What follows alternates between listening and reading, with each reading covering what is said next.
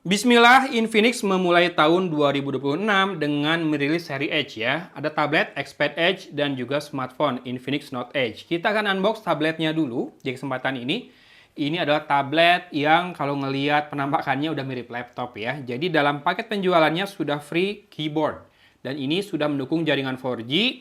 Apresiasi kenapa? Karena kalau tablet sudah mendukung jaringan 4G ke atas artinya harus memenuhi kadar TKDN ya, yang mana berarti minimal dirakit di Indonesia dengan beberapa persen komponen yang dibuat di Indonesia. Dan nanti akan saya tes tablet ini apakah mendukung atau support Infinix X Pencil 20 atau tidak ya.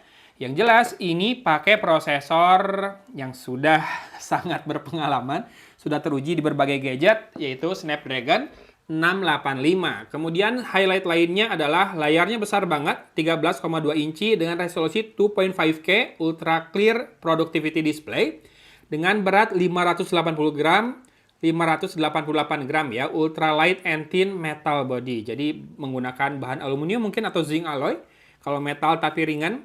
Dan ada PC level productivity on the go. Jadi mungkin sudah bundling dengan software yang bisa bikin produktivitasnya kayak PC. Dan FreeGip Productivity Kitnya itu sebetulnya adalah keyboardnya tadi ya. Keyboardnya ada touchpadnya kalau ngelihat penampakannya. Layarnya 3:2 rasionya, mantap. Ini enak buat scrolling dokumen ya. Nggak terlalu melebar, jadi tingginya cukup buat munculin banyak row di dokumen. Dan ini digunakan Android 15 untuk menjalankannya ya. Dengan baterai 8000 mAh, 18 watt fast charging, kemudian storage-nya 256 GB dengan RAM 8 GB, ada memory expansion jadi bisa sampai 16 GB. Kamera depan maupun belakang sama-sama 8 megapiksel dan ada satu nano SIM card slot di tablet ini ya. Warnanya Celestial Ink. Bentar, kita lihat dulu apa yang langsung dimunculkan di bagian atas kardusnya. Oke, di partisi atas ini kayaknya keyboardnya duluan. Saya lebih penasaran sama keyboardnya. Jadi kita akan lihat dulu keyboardnya seperti apa. Keyboard case-nya ya. Wow, sudah dapat anti gores juga, tapi pasang sendiri ya. Nih, X Keyboard 20 user manual. Tapi nggak usah lah, ini paling Bluetooth ya, Bluetooth Folio Keyboard dari tulisannya. Jadi connect-nya ke tabletnya pakai Bluetooth, bukan dengan pin pogo magnetik. Dan di sini ada penutup lid-nya magnetik. Tinggal dibuka seperti itu. Dan wow, dapat keyboard case seperti ini. Kalau ngelihat penampakannya ini putih agak gading ya, si warnanya. Jadi nggak silver, nggak kayak metal kalau si bagian keyboardnya ini. Tapi keyboardnya bisa dibilang udah full size, karena ini kan 13 inci si tabletnya, besar. Semua tombolnya ada lengkap, key travelnya lumayan, kerasa. Ini ada klik key-nya juga pas ditekan. Kemudian touchpad-nya sedikit glossy, tapi ini kayaknya ada satu lapisan pelindung deh ya. Harus dilepaskan dulu kalau mau dipakai biar lebih enak, biar lebih kesat. Di sini ada 3 lampu indikator. Kemudian di sisi kanan ini ada switch buat powernya. Dan juga port Type-C buat ngecasnya. Ya dicas ya si keyboardnya karena ini Bluetooth keyboard. Jadi connect-nya dengan koneksi Bluetooth dan ada baterainya yang harus dicas. Nggak ngecas dari tabletnya pas dipasang gitu ya. Dan ini dia tabletnya yang besar banget. 588 gram. Buat ngangkatnya dari sini. Bentar, tabletnya jadi menu terakhir saja. Kita lihat dulu di dalam paket penjualannya. Di sini ada SIM tray. SIM ejector. Bentuknya kotak seperti itu. Kemudian dapat juga perdana smartphone bundling ya. Gratis kuota utama 48 GB selama 1 tahun. Dan ini buku petunjuk penggunanya. Modelnya adalah X1302. Lalu di bawah sini ada charger 18 watt. Dan juga kabel data Type A to Type C ya. 18 watt chargingnya, baterainya 8000 mAh. Oh iya, asli ini ringan banget coy. Padahal kan besar ya, tapi asli nggak ada kesan beratnya sama sekali. Ini keren sih, si bahannya kemungkinan pakai aluminium alloy ya. Kalau bisa ringan kayak gini. Ini warna Celestial Ink-nya jadi kayak warna metal yang kebiru-biruan ya. Abu kebiru-biruan. Dengan satu kamera di belakang 8 megapiksel, satu lagi adalah LED flash-nya.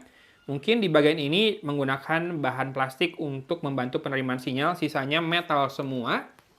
Ya, segini aja nih, di pojokan sini ya, bahan plastiknya, buat kamera frame juga. Di sisi atas ini ada tombol power dan volume rocker, kemudian mikrofon, dan ini dia, SIM card slotnya ya. SIM tray-nya ada di sini, dan saya ngelihat, udah kelihatan sih ini, bezel layarnya tipis banget loh untuk ukuran sebuah tablet ya. Oh, mantap. Masih ada slot micro SD juga, satu nano SIM card dan satu slot micro SD khusus, dedicated ya. Jadi buat yang nggak cukup storage 256, masih bisa ditambah micro SD, dan di sisi kiri ada dua set speaker grill. Di sisi kanan ada dua set lagi, dan juga port Type-C-nya yang mungkin agak mepet ke bawah ya, posisinya nggak tengah-tengah banget. Dan untuk kamera depan 8 megapikselsnya ada di atas dalam posisi landscape seperti ini. Sisi bawah tidak ada apa-apa, tidak ada pogo pin magnetik juga karena konektivitas ke Bluetooth-nya, ke keyboard-nya sekali lagi pakai Bluetooth ya konektivitasnya. Dan kita nyalakan, saya pengen teman-teman lihat bezelnya setipis apa. Tungguin ya. A few moments later. Oke, segera masuk ke home screen-nya, tapi teman-teman lihat dulu bezelnya, tipis ya. Walaupun saya ngerasa harusnya kiri kanan ini lebih tipis lagi, biar bisa seimbang dengan atas bawah ya. Yuk, kita segera masuk ke home screen-nya. Ini keren sih, Infinix rilis produk tahun baru dengan sesuatu yang berbeda ya. Karena kerasa packaging yang smartphone-nya pun punya style yang berbeda. Kelasnya naik gitu ya. Nah, sekarang kita akan cek dulu di About Phone-nya apa yang dibawa sama tablet ini. Oke, ini pakai UI yang hampir stok pertama dengan Android 15 dengan security update November tanggal 5 tahun 2025. Lalu ada multi-device connection buat instant transfer dan wireless second screen. Use the tablet as wireless screen for nearby PC. Ada alasannya kenapa tablet kadang bezelnya tebal. Karena kayak ini sering nih si jempol saya, bagian telapak tangan saya yang menuju ke jempol, karena terlalu gemoy, jadi kayak nahan si bagian pinggir layarnya, hati-hati megangnya ya. Kalau nggak nanti rada-rada bermasalah. Itulah kenapa tablet kadang tidak terlalu tipis si bezelnya, tapi ini keren sih, tipis banget bezelnya. Kemudian yes, ada MEMfusion 8 plus 4 GB, kamu bisa set mau 2, 4, 6 atau 8. Ini rada beda ya menu buat MEMfusion-nya. Memang karena ini tablet, kayaknya UI-nya memang berbeda dari XOS yang biasa. Nah, aplikasi yang dibawa sama tablet ini sendiri ada WPS Office. Kita cek dulu apakah sudah yang PC level. Saya juga nggak terlalu familiar sama WPS Office sekarang, udah lama nggak pakai. Misalkan saya mau tambah spreadsheet baru, blank aja. Wow, ini mah gede banget, udah kayak di PC ya. Sisanya saya mau coba, split screen bisa di situ. Tinggal pilih satu aplikasi lain, apa yang mau dibuka. Misalkan WPS Office sama workbook spreadsheet-nya langsung bisa. Jadi bisa buka dua sheet spreadsheet sekaligus ya. Split lagi, misalkan dengan foto tadi segini, rasionya 2:1 kayaknya, tidak bisa lebih kecil dari itu. Bisa 1:1 dan 2:1 ya untuk rasionya. Cuma kalau mau floating window gimana caranya, saya belum nemu nih. Kemudian untuk kamera, saya akan tes sedikit saja. Ya, seperti ini hasil foto di ruangan yang bercahaya cukup, 8 megapiksel, kamera depan dan belakangnya. Silakan disimak detailnya. Kemudian silakan disimak hasil perekaman videonya ya. Ya, seperti ini contoh perekaman video dengan kamera depan Infinix Xpad Edge. Dari tadi saya jarang nyebut nama serinya ya, Xpad Edge, karena memang seri Edge ini baru. Silakan disimak kalau saya gerakan sedikit tilting dan juga panning untuk kamera depannya ini.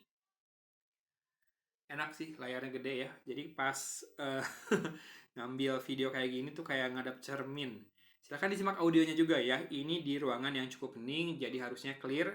Walaupun mikrofonnya cuma satu. Habis ini kita coba kamera belakangnya. Oke, baik kamera belakang maupun kamera depan sama-sama bisa rekam hingga Full HD 30 fps. Ini, oke, dia cari-cari fokusnya agak kepayahan.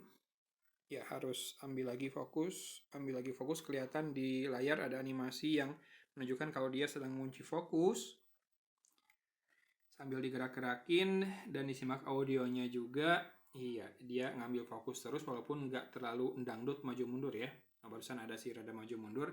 Tapi ya, kayaknya kamera tablet juga bukan buat dipakai motion recording kayak gini ya.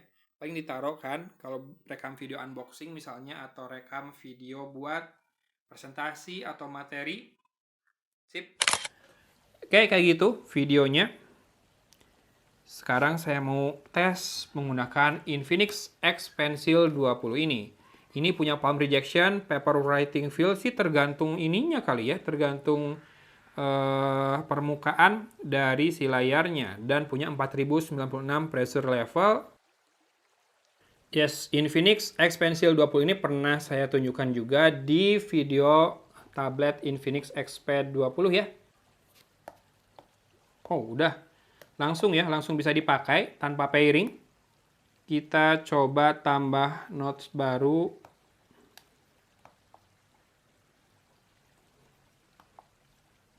Dan ini sudah ada Infinix AI-nya.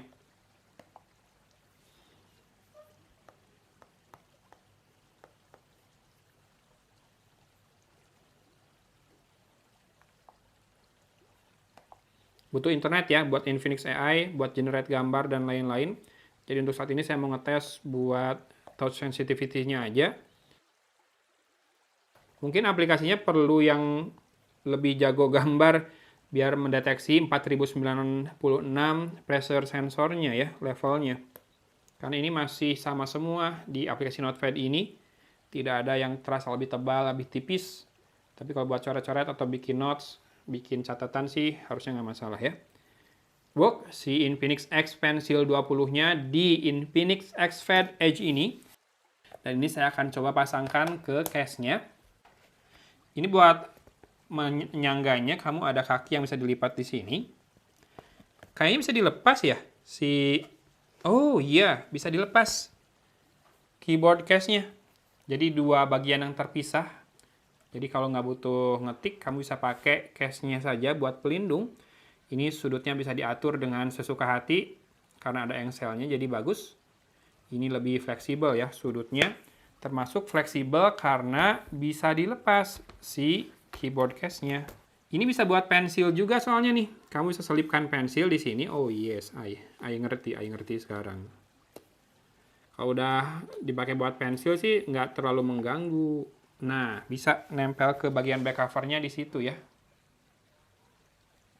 Jadi insya Allah tidak mengganggu lah nanti. Kalaupun tanpa pensil ini nempel sebetulnya. Tadi saya kurang ke bawah aja. Nah, kayak gitu. Biar tidak mengganggu layar. Pasti udah dipikirin sih sama yang bikin case-nya. Kalau ada yang menutupi layar kan nggak enak ya. Sekarang saya mau coba connect ke keyboard-nya dulu. Harus pakai kuku buat menggesernya. Indikatornya sudah menyala, satu. Kita coba pair new device. Oh, langsung muncul pop-up. Nih, ada pop-up-nya. X Keyboard 20 dan langsung connect saja. Dan saya butuh penyesuaian untuk WPS Office workbook ini, spreadsheet-nya WPS Office. Tapi kalau fungsi-fungsi kayak sum sih udah bisa ya. Yang jelas ini sekali lagi pakai prosesor Snapdragon, yang saya dapat infonya Snapdragon 685, RAM-nya 8GB, ada memfusion yang otomatis menyala di 4GB, maksimal 8GB lagi, jadi total 16GB ya. Sekali lagi saya belum tahu harganya, tapi kemarin sudah pernah nemu di marketplace ada yang jual di kepala 4 jutaan. Nah, ini include dengan keyboard case-nya, dengan layar yang 13,2 inci, dengan resolusi 2.5K, besar, loudspeaker-nya 4, kemudian bodinya tergolong ringan ya. Kalau tanpa case, dipegang gitu aja tuh kayak, ringan banget. Saya nggak nyangka tablet 13,2 inci, pas dipegang satu tangan, masih keangkat dengan sangat baik. Kemudian ini tipis juga bodinya. Kita buka lagi deh dari case-nya, biar kelihatan. Tipis banget tabletnya ya. Dengan baterai 8000 mAh, fast charging 18 watt, dan kamera depan belakang 8 megapiksel. Ini nih, saya pegang dengan satu tangan, ringan banget kerasa ya. Walaupun karena gede, titik seimbangnya susah kalau pakai satu tangan doang. Enakan dipegang dengan dua tangan tentu. Dan lebih enak lagi dipakein casingnya biar lebih terlindung ya. Dan kalau ditutup, layarnya mati ya. Jadi sudah bisa mengenali ada sensor magnetik buat auto on and off layarnya. Nih, kalau sudah ditutup lidnya jadi ringkas kayak gini semuanya. Besar sih tetap 13,2 inci, tapi kan mungkin ada yang butuh layar sebesar itu karena kerjaannya memuat banyak data. Menggambarnya juga besar-besar, hampir hilang fokusnya barusan ya. Karena mungkin udah terlalu panjang videonya. Sampai kameranya lelah. Bang, ayo bang, udahan dulu bang unboxingnya. Jadi ya udah.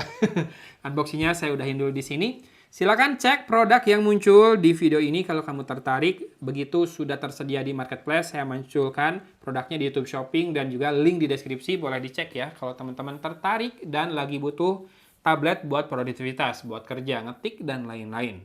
Infinix Xpad Edge akan tersedia di Indonesia mulai tanggal 19 resminya. Jadi silakan cek juga sosmednya Infinix buat tahu harga resminya nanti tanggal 19. Unboxingnya mudah-mudahan bisa menjawab kepenasaran teman-teman buat dapetin informasi yang sahih ya. Karena ini barangnya beneran yang akan resmi dijual di Indonesia. So, hatur nuhun juga sudah menyimak videonya. Jangan lupa klik produk yang muncul, klik link di deskripsi. Sekian aja dulu unboxingnya karena saya pun sudah lelah pemirsa. Dari kota Cimahi, Agun pamit undur diri. Wassalamualaikum warahmatullahi wabarakatuh.